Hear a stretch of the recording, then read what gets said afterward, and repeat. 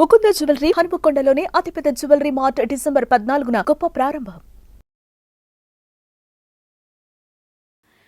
నమస్కారం, welcome to I dream. నేను మీ ఝాన్సీ. ప్రస్తుతం మనతో ప్రముఖ ఆధ్యాత్మికవేత్త ప్రొఫెసర్ ఇంకా డాక్టర్ ములుపూడి సత్యనారాయణ మూర్తి గారు ఉన్నారు. ఈరోజు బ్రహ్మముహూర్తం గురించిన ప్రాముఖ్యతను గురించి అడిగి తెలుసుకుందాం. నమస్కారం అండి. నమస్కారం అమ్మా ఝాన్సీ. గురుగారు, చిన్నప్పుడు ఇంట్లో పొద్దున్నే లేచి చదువుకుంటే బాగా గుర్తుంటాయని చెప్పి పరీక్షల్లో బాగా మంచి మార్క్స్ వస్తాయని చెప్తూ ఉండేవాళ్ళు. ఇప్పుడు బ్రహ్మముహూర్తం అనే కాన్సెప్టే చాలా విశిష్టతను పొందింది. ఆ టైంలో లేచి మనం ఏం పనులు చేసినా కానీ సక్సెస్ అవుతామని చెప్పి దేవతలు తిరుగుతూ ఉంటారని చెప్తారు. అసలు బ్రహ్మముహూర్తం అంటే ఎక్కడి నుంచి ఎక్కడి వరకు, అంటే ఉదయకాలంలో ఏ టైంలో బ్రహ్మముహూర్తం అంటారు? అసలు బ్రహ్మముహూర్తం గురించిన విశిష్టతను మాకు తెలియజేయండి. బ్రహ్మ ముహూర్తం అంటే తెల్లవారుజామున 3 గంటలకు ప్రారంభమవుతుంది. 3 గంటల నుంచి 4 గంటల వరకు ఋషి స్నానము అంటారు. ముందు ఋషులు స్నానం చేస్తారు దేవతల కంటే కూడా. ఆ తర్వాత 4 నుంచి 5 దేవతా స్నానము అంటారు. దేవతల స్నానం పూర్తయిపోతుంది. దేవతల తర్వాత ఇంపార్టెన్స్ మన మానవులకే ఇచ్చారు. 5 to 6 మన మానవులు కూడా స్నానం కంప్లీట్ చేసేయాలి. ఆ తర్వాత 6 to 7 అది రాక్షస స్నానము అన్నారు. అది రాక్షసులు అప్పుడు పూర్తి చేసేస్తారు. ఇంకా 7 తర్వాత స్నానం చేసేటటువంటి మనందరం కూడా రాక్షసుల కంటే అధముల కింద లెక్క. ఆ తర్వాత ఒక్క మానవుడే పగలు తిరుగుతాడు, రాత్రి పడుకుంటాడు. కానీ దేవతలు, యక్షులు, కిన్నరులు, కింపురుషులు, రాక్షసులు అందరూ కూడా రాత్రులు తిరుగుతారు. అందుకే వాళ్ళని నిశాచారులు అంటారు.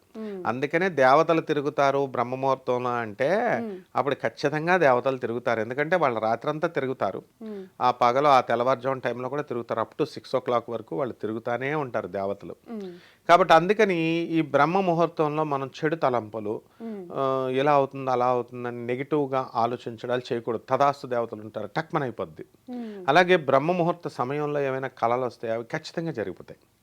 అలాగే చిన్నప్పుడే కాదు, ఇప్పుడు ఎప్పుడు ఎల్లప్పుడు ఏ యుగమైనా ఈ బ్రహ్మ ముహూర్త కాలం అనేది కనుక నిద్ర లేచి ప్రొద్దున్నే తెల్లవారుజామున కనుక చదువుకుంటే పిల్లలకి ఎవ్వరికైనా సరే చదువు ఎక్కేస్తుంది. అంటే అప్పుడు ఎందుకండి ఇంత ప్రాధాన్యత? పూజలు పునస్కారాలు కూడా అప్పుడే చేయాలి. దీనికి మన డాక్టర్ నందమూరి తారక రామారావు గారే ఉదాహరణ. ఆయన ప్రతిరోజు ఆయన జీవితకాలం మొత్తం అంతా కూడా తెల్లవారుజామున 3 గంటలకే లేచేవారు. 3 గంటలకి లేచి మెడ్రాస్ వీధుల్లో ఆయన ఎంత పంక్చువల్ అంటే, సపోజ్ ఇప్పుడు ఒక వీధిలోకి టీ నగర్లో ఒక వీధిలో వెళుతున్నారనుకో 3 o'clock అంటే ప్రతిరోజు ఆ టైంకే వెళ్తారు. 3 పక్క వీధిలోకి ఒక 5 నిమిషాలు పడుతుంది కదా, ఆ నెక్స్ట్ వీధిలో 3:05 నుంచి ఆ వీధి ఎండింగ్ 3:10 అనుకో, ఎగ్జాక్ట్లీ 3:10 3:05కి వచ్చేస్తారు అక్కడ. అంటే 3 అంటే 3 ఈ వీధి, అక్కడ 3:05కి వస్తారంటే ఆ వీధి 3:05, నెక్స్ట్ వీధి 3:10 అంటే 3:10. ఎవరైనా పంక్చువాలిటీ, ఎవరైనా గడియారాలు ఆగిపోయినాయి అనుకో, టైం వాచ్లు చూసి పెట్టక్కల ఎన్టీఆర్ కనబడ్డాడు ఆ వీధిలో అంటే ధన్మన్ 3:05 అని పెట్టేసుకునేవారు. అంత పంక్చువల్ పర్సన్ ఆయన. అలాగే తెల్లవారుజామున ఆయన ఆ టైంకే ఆయన చక్కగా పూజలు పునస్కారాలు అవన్నీ కూడా బ్రహ్మ ముహూర్తంలోనే పూర్తి చేసేవాడు ఆయన. అలా అదే అలవాటు మన బాలయ్య బాబు గారికి కూడా వచ్చింది, బ్రహ్మముహూర్తంలో పూర్తి చేయడం. ఇది బ్రహ్మముహూర్తాల వల్ల లాభ పొందినటువంటి వ్యక్తులు, జ్ఞానులైనటువంటి వ్యక్తులను మనం ఎగ్జాంపుల్గా తీసుకుంటాం. వాళ్ళు ఎలాగ ఎదిగారు అన్నది మనం దీన్ని బట్టి చూడొచ్చు. ఇకపోతే బ్రహ్మ ముహూర్తంలో ఎలా ఉంటుందంటే ఏకాగ్రత. ఆ ఋషులు ఏం చేస్తారంటే అక్కడ హిమాలయ పర్వతాల్లో తపస్సులు చేసి, అక్కడే కాదు దేవతలు ఎక్కడైతే ఋషులు ఉన్నారో వాళ్ళంతా కూడా వాళ్ళు చేసినటువంటి పూజా జప ధ్యానాలంతా కూడా ఇలా వదిలేస్తారు 3 గంటలకి.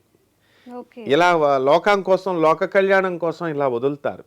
వదిలినప్పుడు ఆ టైంలో మనం గురకలు పెట్టి పడుకున్నా మనకు అది వేస్ట్ అయిపోతుంది. మనం కూడా లేచి పూజల్లో ఉన్నా మెలకువగా ఉండి జపాలో ధ్యానాల్లో ఉంటే అది రిసీవ్ చేసుకుంటాం మనం. ఎలాగో నేను ఎగ్జాంపుల్ చెప్తా. ఇప్పుడు మనము దూరదర్శన్ ఇదివరకు కాలంలో ఉన్నప్పుడు ఢిల్లీలో హెడ్ ఆఫీస్ ఉండేది.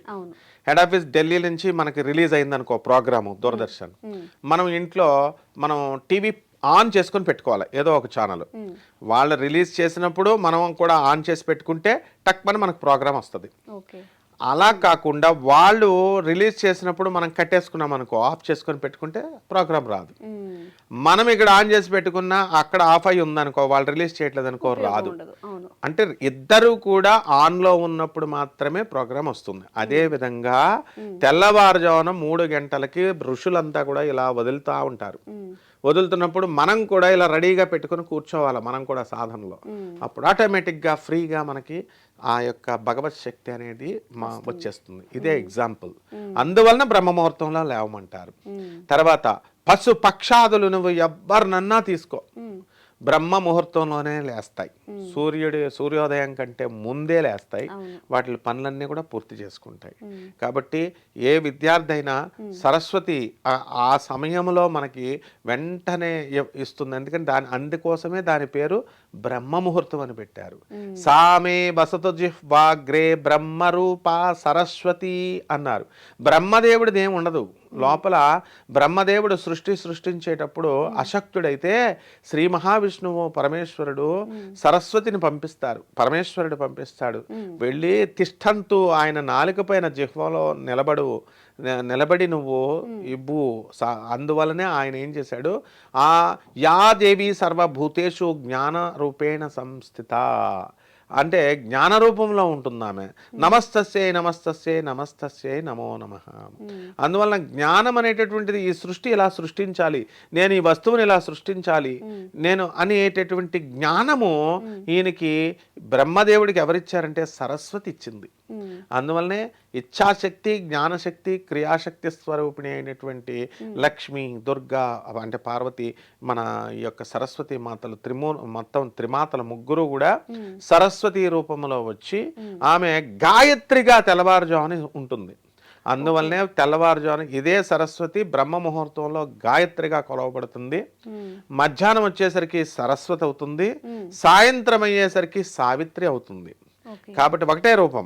అందువలన మార్నింగ్ టైం ఏం చేయాలి మనము, అందుకనే గాయత్రి ఉచ్చారణ, మంత్ర జపములు ఇవన్నీ కూడా మార్నింగ్ చేసేయాలి. ఓం భూర్భువః తత్సవితుర్వరేణ్యం భర్గో దేవస్య ధీమహి ధియో యో నః ప్రచోదయాత్ అని ఆ గాయత్రి మంత్రాన్ని మనం చేస్తాం.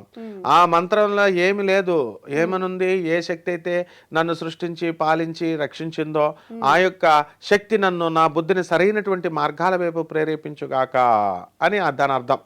అంటే మన బుద్ధిని మంచి మార్గాల్లోకి వెళ్ళమని. ఆ బ్రహ్మదేవుడు కూడా గాయత్రి మంత్రమే జపం చేస్తాడు.